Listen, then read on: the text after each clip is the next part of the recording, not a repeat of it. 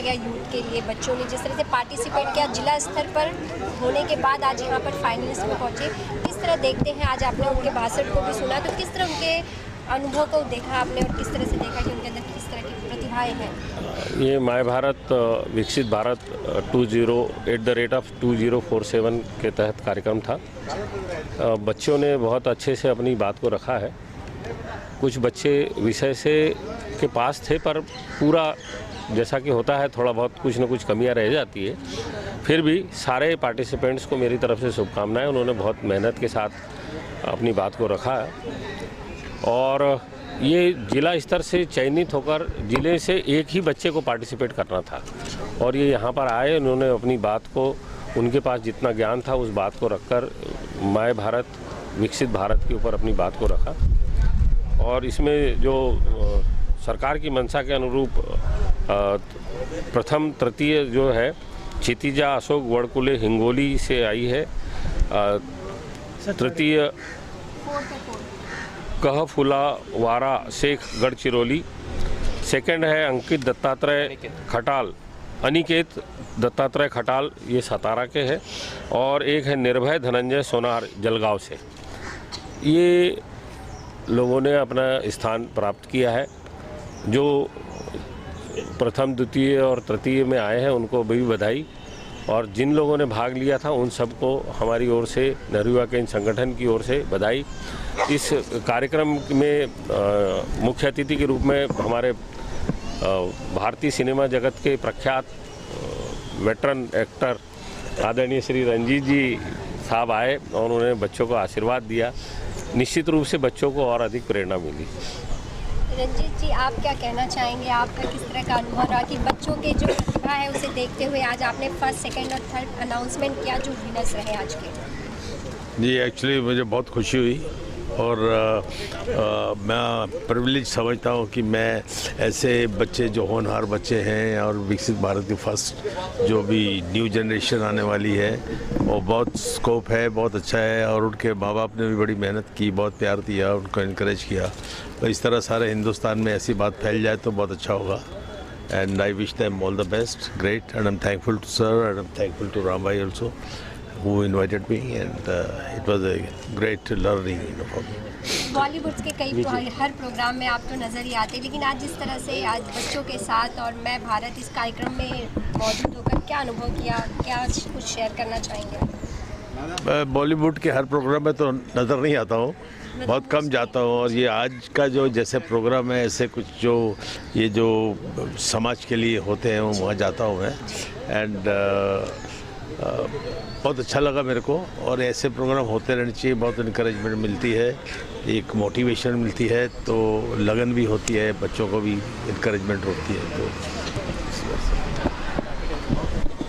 का जो अनुभव था, उन्होंने जिस तरह से मैं भारत को लेकर जो भाषण दिया आपने सुना भी, किस तरह से आपने उनके अंदर की प्रतिभा को देखा और उनके विचार को किस तरह से आपने आज यहाँ कार्यक्रम के माध्यम से सुना? माय भारत विकसित भारत 1947 को 2047 के लिए जो कार्यक्रम रखा, सबसे पहले मैं भारत सरकार खेल मंत्रालय और साथ साथ में महाराष्ट्र खेल मंत्रालय जो साल भर NYK के थ्रू बच्चों को कार्यक्रम देता है और बच्चों को प्रोत्साहन मिलता है और कई तरह के कार्यक्रम होते हैं नेहरू युवा केंद्र के लिए।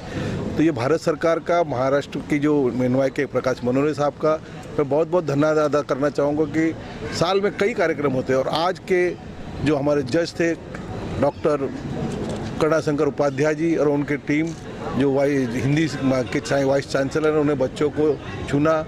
उसके बाद हमारे रंजीत पाजी आज जो सोने पे सुहागा लगाए, बच्चे और बच्चे के साथ साथ उनके पेरेंट्स भी खुश हो गए, इनके फोटोग्राफ्स के काफ़ी अच्छा लगा। बहुत बहुत धन्यवाद कि पाजी एक हमारे यहाँ आए और इन बच्चों को उन्होंने आशीर्वाद प्रदान किया। धन्यवाद। क्या लगता है इस तरह के कार्यक्रम जो सरकार की तरफ, राज्य सरकार की तरफ से रखे जा रहे हैं, कितना अच्छा है बच्चों की प्रतिभाओं के लिए? ऐसे बहुत सारे कार्यक्रम हर साल नेहरू युवा केंद्र मेहनत करता है और लगातार करता है और ये खेल मंत्रालय काम दे रहा है, करके काम हो रहा है बच्चों तक। नेहरू युवा केंद्र के अभी बीच में मेरा माटी मेरा देश में महाराष्ट्र का नाम गिनीज बुक में आया, तो इन बच्चों के वजह से आया, इन बच्चों ने कार्य किया। तो इस मिट्टी के लिए, मिट्टी तो पाजी ने भी दी थी, इसके लिए महाराष्ट्र में पहला नंबर आया। अनुराग ठाकुर जी को कहा कि हम रंजीत पाजी को एक लेटर लिखें। आप भाषण को लेकर किस तरह से सुना, क्योंकि आप एक जज के प्लेटफॉर्म पे थे, तो आपके लिए कितना चैलेंजिंग था आज, क्योंकि कितनी प्रतिभाएं थी लोगों में, चैलेंजिंग था या इजी था आपके लिए जज करना? जी देखिए, माननीय प्रधानमंत्री की जो परिकल्पना है कि 2047 में भारत एक विकसित राष्ट्र होगा, उस पर बच्चों ने बहुत तैयारी के साथ अपनी बात रखी। कुछ बच्चे थोड़ा सा नकारात्मक हो गए, लेकिन जो सकारात्मक बोले वो पुरस्कृत भी हुए। और भारत किस ढंग से 30 से 35 ट्रिलियन डॉलर की अर्थव्यवस्था बनेगा, भारत उस समय तकनीकी तौर पर कहाँ होगा, भारत उस समय अंतरिक्ष में बस्ती बसा चुका होगा, भारत उस समय तक चंद्रमा और मंगल पर अपने नागरिकों को भेज चुका होगा, भारत उस समय किस ढंग से विश्व की तीसरी सबसे बड़ी सैन्य शक्ति बन चुका होगा। इन तमाम पक्षों पर बच्चों ने खुल करके अपने विचार रखे, और यह निश्चित रूप से इस देश के युवा पीढ़ी को आगे बढ़ाने के लिए एक बहुत ज़रूरी प्रतियोगिता थी, जो केंद्र सरकार के माध्यम से पश्चिमी क्षेत्र महाराष्ट्र और गोवा में यह रखा गया, और लगभग हर एक ज़िले से चुने हुए प्रतिनिधियों ने यहाँ पर भाग लिया। और ऐसा माना जा रहा है कि इस समय भारत विश्व का सबसे युवा राष्ट्र है, और आने वाला समय इन्हीं युवाओं के कारण हिंदी का होने जा रहा है। 2047 और 2050 जो है हमारे लिए एक बहुत बड़ा माइलस्टोन बनने जा रहा है। बस आप क्या कहना चाहेंगे जब आपको पता चला कि आपको जज करना है, ऐसे क्या लगा, कितना लोगों ने जो स्पीच दी, भाषण दी, कितना ज़्यादा लोगों के अनुभव था कि आपके लिए बहुत ही सरल था चयन करना कि फर्स्ट सेकंड थर्ड कौन होगा, या फिर आपके लिए मुश्किल था?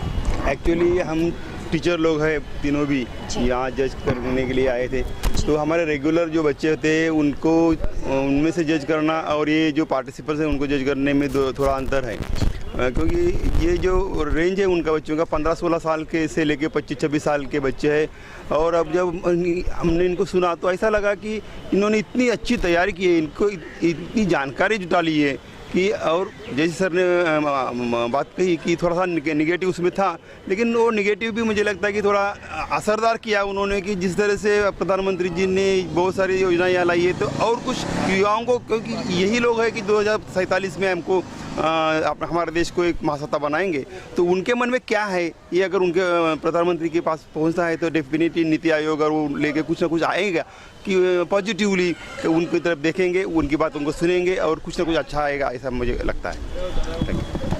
भारत 2047 को लेकर जिस तरह से आज भाषण स्पीच की गई बच्चों द्वारा, किस तरह आपने देखा कि उन्होंने किस तरह से एक विकसित भारत को आपके समक्ष प्रस्तुत किया, और आपको चयन करने में भी सरलता रही कि फर्स्ट सेकंड थर्ड कौन?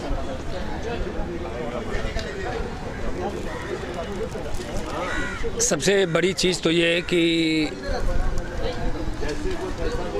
महाराष्ट्र और गोवा के प्रत्येक ज़िले में प्रतियोगिताएं आयोजित कर बच्चों को विषय और विषय के साथ साथ बोलने की कला डेवलप करने का ये जो प्रयास है नेहरू युवा केंद्र का, वो काबिले तारीफ़ है।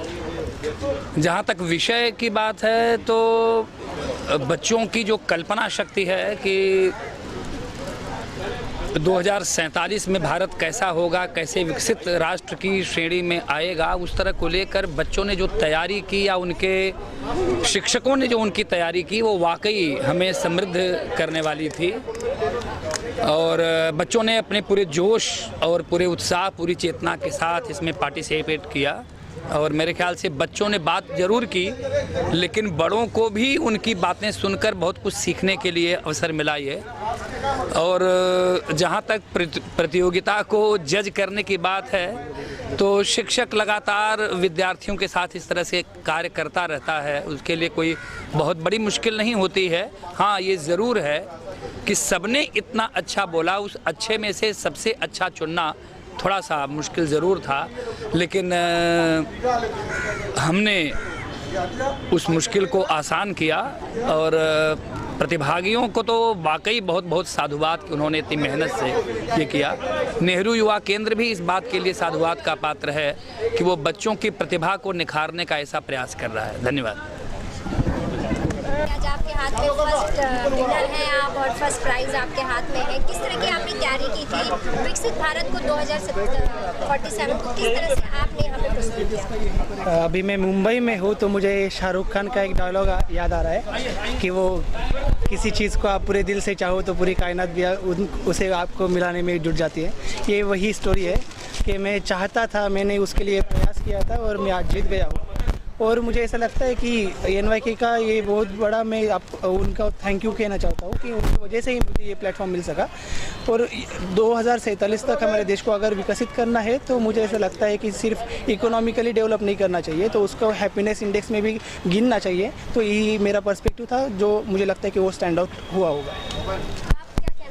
आज अपने हाथ में इस ट्रॉफी को पाकर कितनी खुशी और किस तरह से अपनी इस खुशी को जाहिर करना चाहिए? आज हम बहुत खुश हैं कि हमने ये मुकाम पाया है। हर किसी ने इस मुकाम के लिए बहुत कुछ किया, अपनी अपनी तरफ से पूरा प्रयास किया, लेकिन जजेस को हम अच्छे लगे, हमारी बात उनके दिल तक पहुंच गई, इतनी ही बात हमारे लिए ज़्यादा है। और जो कुछ भी हर किसी ने यहाँ पर जो प्रयास किया वो उनके हिसाब से और हमारे हिसाब से बेस्ट था। हम विनर है, बहुत खुश है और इसके लिए हम यहाँ आए थे, हमें जो चाहिए था वो मिल गया। आप क्या कहना चाहेंगे? आप कहाँ से आई हैं और कितनी खुशी है इस ट्रॉफी के आपके हाथ में आने के बाद? मेरा नाम कहफुल वरा यासीनी है, मैं डिस्ट्रिक्ट गढ़चिरौली से आई हूँ और I can't express my feeling right now. मैं बहुत ज़्यादा खुश हूँ और सबसे पहले तो इसका जो क्रेडिट है वो मैं अपने फादर को देना चाहूँगी, जिन्होंने मुझे यहाँ तक लेकर आया, और अपने अम्मी अब्बू और बहन और मेरे चाचू, जिन्होंने बहुत ज़्यादा मेहनत की इसको तैयार करने में, स्पीच को। और मैं पूरे जजेस का भी थैंक यू करती हूँ और जो नेहरा युवा केंद्र है NYK, तो उनका भी मैं थैंक्स कहती हूँ। That's it. आप क्या कहना चाहोगी? फैमिली का सपोर्ट और इतनी दूर आप आए मुंबई और ये जीत भी जा रही है, कितनी खुशी है और कितना थैंक्स? खुशी तो मैं अब शब्दों में बता ही नहीं सकती कि मुझे इतनी खुशी हुई। इस सपनों के शहर में आके भी मुझे खुशी हुई, और इस शहर में आके मुझे कुछ लेना तो ज़रूर जाना था, लेके तो ज़रूर कुछ ना कुछ जाना था। तो आज मैंने 3rd प्राइज़ विन किया है, तो मैं खुश बहुत हूँ। इसके लिए मुझे मोटिवेटर मेरे पापा थे, और यहाँ तक मुझे लाने का भी मेरे पापा ने मुझे यहाँ तक लेके आया, और यहाँ पर सभी से मिल के मुझे बहुत खुशी हुई। और ये खुशी तो मैं बता ही सकती नहीं हूँ। और सभी रंजीत जी सर से मिल के भी मुझे बहुत खुशी हुई, और आगे भी इसी तरह मैं मिलती रहूँगी और ऐसे ही बड़े बड़े कंपटीशन में हिस्सा लेती रहूँगी। Thank you.